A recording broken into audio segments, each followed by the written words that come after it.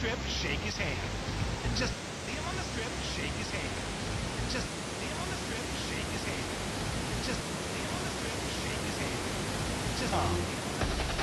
you're the Nebraska Cornhuskers, and you've been dominating the field, you're thinking about a big red championship. But when you're the Wyoming Cowboys, and you've started your season undefeated, you're thinking about a big red upset. Nebraska at Wyoming, next Saturday at 7:30. College football on Versus.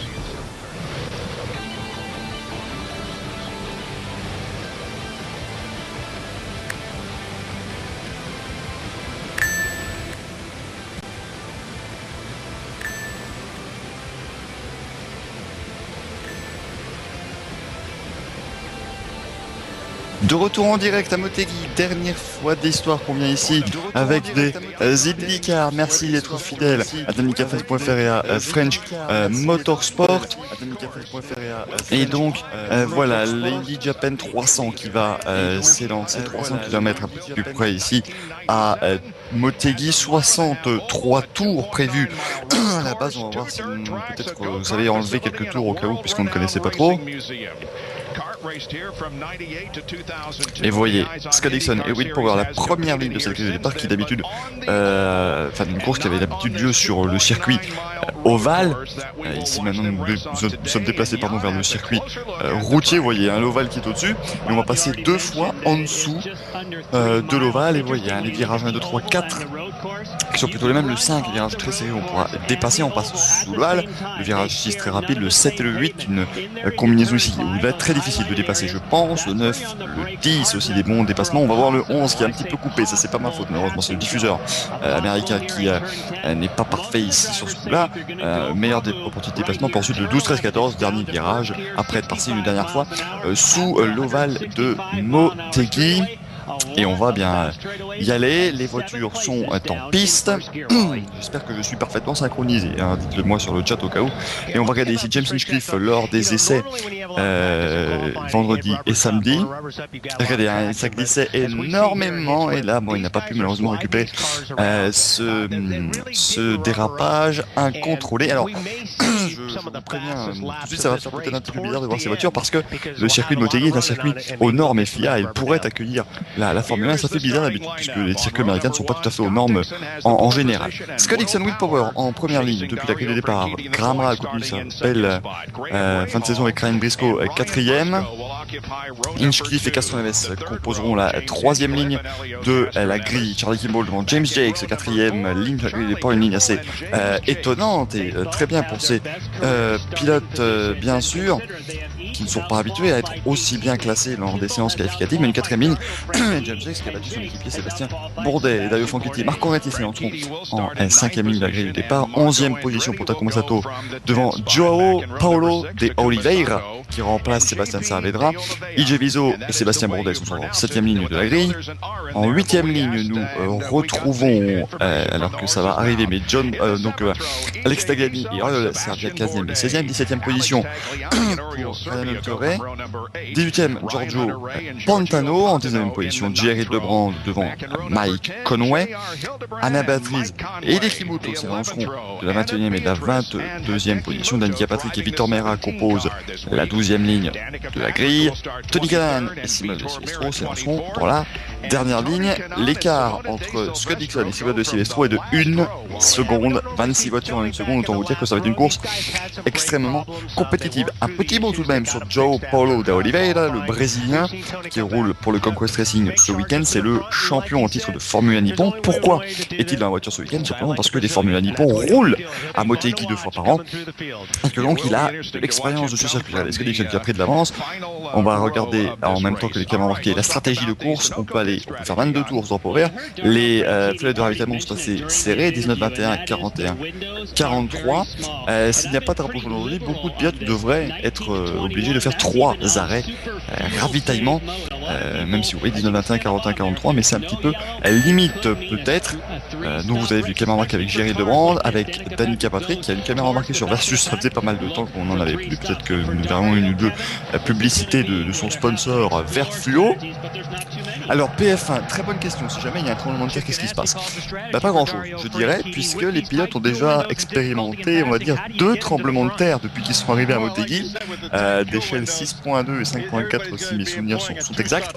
Donc, bon, s'il y a un tremblement de terre, ils vont le sortir dans les voitures, ils vont peut-être faire des erreurs, mais en 2000, me semble-t-il, lors du Grand Prix de Suzuka, dans les essais libres, Mika Hakkinen avait fait une faute quand il y a eu un tremblement de terre à Suzuka en même temps. Mais normalement, ici, ça ne devrait pas poser énormément de problèmes. On ne devrait pas arrêter la course, sauf évidemment s'il y a des dégâts occasionnés sur le circuit ou les tribunes. Hideki Muto aura également une caméra embarquée dans la monoplace numéro 17, sa première course de l'année, probablement la dernière course de l'année pour Hideki Muto également, pas de problème de radioactivité, moi, pas du tout, rassurez-vous. Jerry Debrand s'élancera depuis la 19e position et il aura également une caméra embarquée. Takuma Sato aura la caméra embarquée Firestone, la caméra qui distribue aléatoirement, enfin pas aléatoirement, mais à un pilote à chaque course, puisque tout le monde a des pneus Firestone. Il partira 11e, Takuma Sato, avec sa voiture de Kavi Racing Technology. Ryan Briscoe s'élancera depuis l'extérieur de la seconde ligne de départ en 4e position. Et puis évidemment, Will Power aura également une caméra embarquée, mais il n'a pas fait la pole, il n'aura donc pas un point de plus. Et la situation au championnat est extrêmement serrée, puisque Dario Franchitti mène avec 5 petits points d'avance sur Will Power. D'ailleurs, on a Scott Dixon à 77 points, Oriol Servia à 140.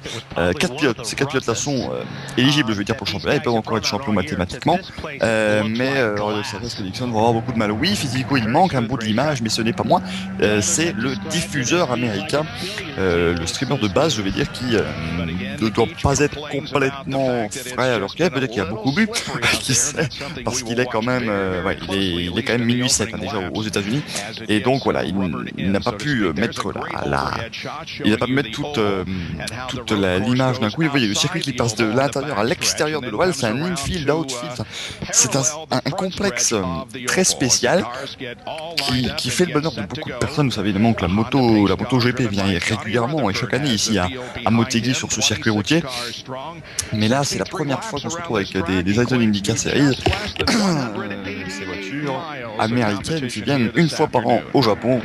Pour la dernière fois cette année, on rappelle, le Pescar s'efface. Allez, Scott Dixon, Will Power, ils vont devoir se placer dans la première ligne là. Ouh là là, mais qu'est-ce qu'il nous fait là?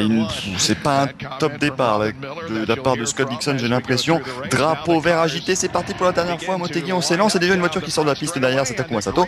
Et Graham Rahal avec Will Power, c'était limite sortie de piste de Castro Neves. Castro Neves qui est déjà dans le gravier. Oh là là là là, et yo Castro Neves qui part au large déjà et qui va perdre énormément.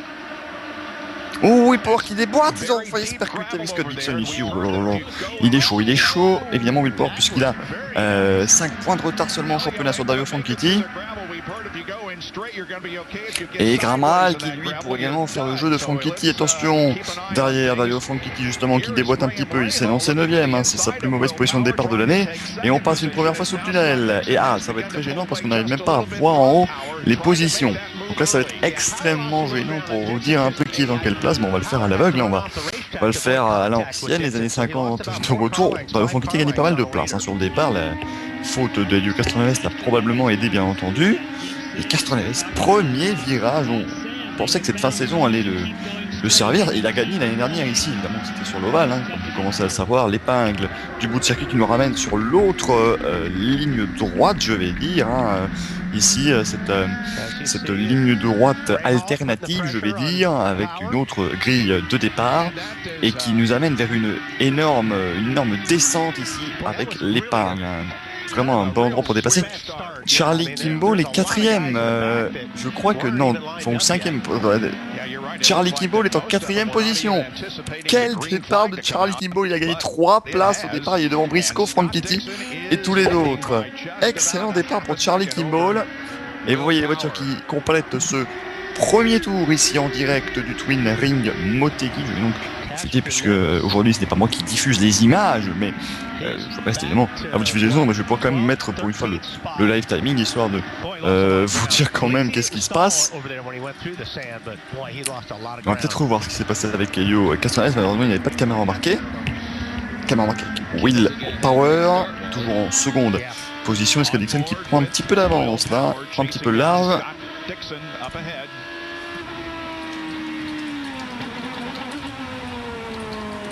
Alors, on laisse un petit peu le son de la monoplace qui...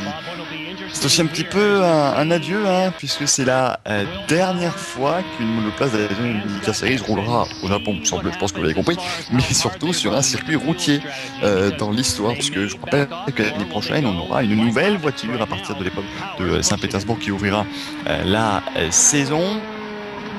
Et donc voilà, la Dallara IR03, on va revoir quand même le départ ici, avec les trois Penske du côté droit de l'écran, ils se suivaient 2, 4 et 6. Regardez, Hinchcliffe a poussé Briscoe large, Castroneves est parti. J'ai regardé qui en profite, Charlie Kimball, qui va gagner 3 places sur ce départ et qui vire désormais en 4e position.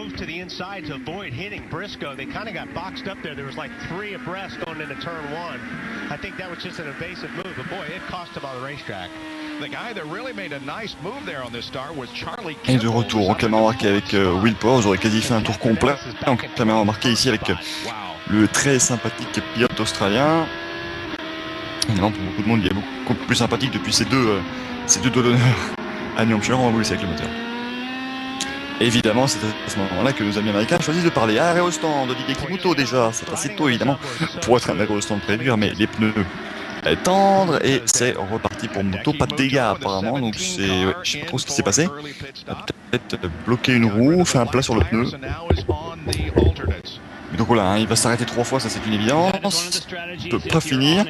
Regardez, cette pit lane assez bizarre, les IndyCar qui ont pris la pit lane extérieure. D'habitude on a la pit lane à gauche de l'écran, là on a pris celle à la droite de l'écran, il me semble que c'est la même pit lane que la pit lane IndyCar. Ce qui permettait évidemment aux pilotes d'avoir un petit peu plus de place pour mettre leur transporteur, leur camion. Hideki Kimoto qui a déjà roulé sur ce circuit cette année puisqu'il a fait les courses en Formula Nippon et également en Super GT comme les 3/4 des pilotes de Formula Nippon, dont João Paulo da Oliveira qui est le champion de cette catégorie, au Oliveira qui est toujours en 11e position devant Sébastien Bourdais, et le Castroneves lui est en 20e place désormais. Il est capable de 2e.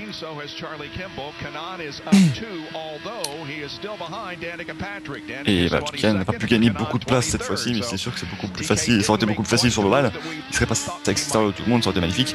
Mais donc voilà, il va bien falloir, c'est assez bizarre pour ceux qui sont habitués peut-être à la MotoGP, de voir les pilotes s'arrêter du côté droit ici. La station championnat pour l'instant, Will Power reprend la tête du championnat puisqu'il marquerait 40 points. Et Dario Fonditti, sa 6e place, ne marquerait que 28. Donc Will Power mènerait avec 7 points d'avance en arrivant à la 2 dernières courses de la saison. On revoit encore une fois le départ avec l'erreur d'Helio Castroneves, et vous voyez une belle vue aérienne du circuit. Mais regardez, le départ là, moi j'aurais été Brian Barnard, je ne veux pas donner le départ, mais c'est très bien que Brian Barnard est extrêmement bizarre ces derniers temps. Et oui, Castroneves a freiné beaucoup trop tard, on l'a vu dépasser tout le monde à l'extérieur et il a bloqué le roue pour éviter de percuter son équipier.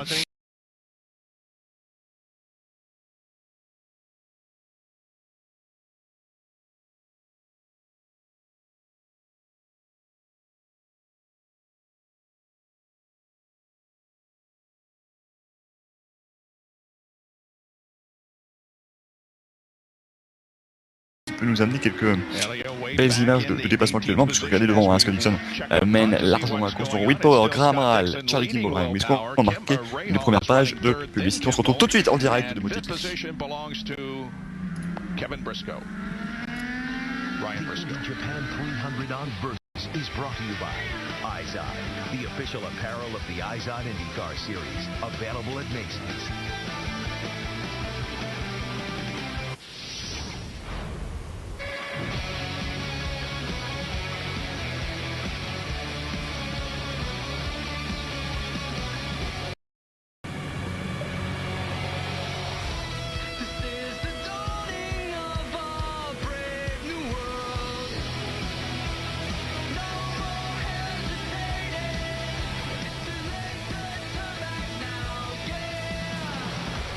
world of Izod at facebook.com.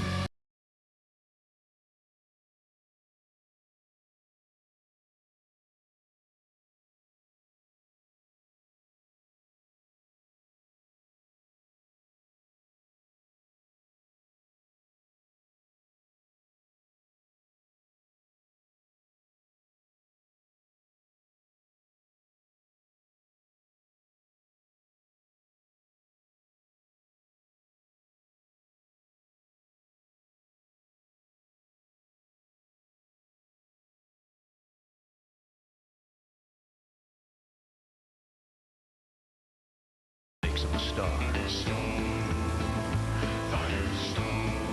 His Firestone tires are known far and wide. The way they perform gives a sense of pride. That's Bob's story. He ain't no liar, because everybody knows the legends ride Firestone. Legendary drivers need legendary tires. From opening night face-off through the Winter Classic, All-Star Weekend.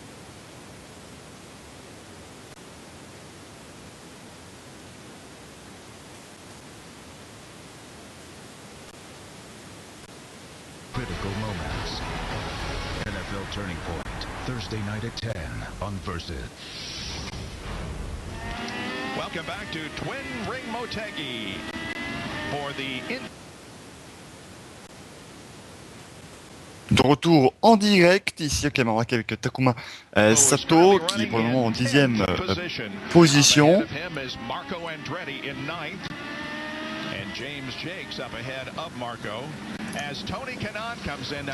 Il y a un re-stand pour Tony Kanaan dans le numéro 82, le coéquipier de Sato qui s'arrête au stand et qui va mettre des pneus tendres. Donc lui aussi il va faire 3-0 au stand comme Hidekimoto qu'on a vu s'arrêter un tout petit peu plus tôt. Ça c'est spécial.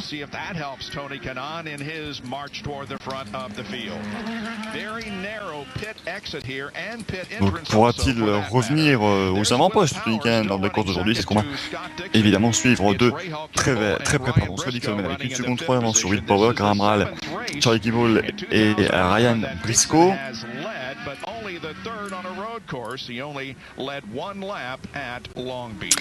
Et c'est la troisième course qui vient sur un circuit routier, Scott Dixon. Alors, évidemment, vous savez que le championnat des IndyCar Series se joue aujourd'hui. Alors que regardez, hein, vraiment, on a une très belle réalisation aujourd'hui grâce à nos amis japonais qui sont toujours des virtuoses. On va laisser vous écouter le moteur. Mais pourquoi il parle tout le temps à ce moment-là? Il m'en veulent, hein, ces commentateurs américains, faut croire.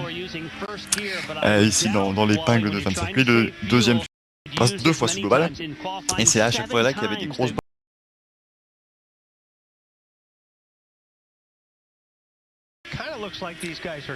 Et voilà, on prend en général l'épingle en première vitesse, mais quand vous économisez de l'essence, vous la prenez évidemment en seconde vitesse.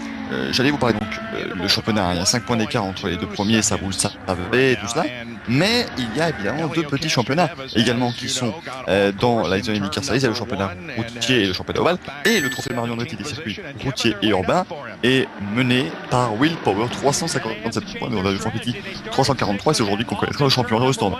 Dale Castroneves qui va mettre des pneus, qui va pas changer de pneus versus cet américain à moi. Et PF1 Danica Patrick est pour le moment en 19e position grâce à l'arrêt d'Elio Castroneves qui ressort, et c'est assez particulier comme pit lane ici qu'il utilise. C'est marrant qu'il n'utilise pas la pit lane MotoGP, peut-être que la MotoGP elle a refusé, hein, c'est également possible, pour être sûr que leur stand ne soit pas abîmé, j'en sais rien.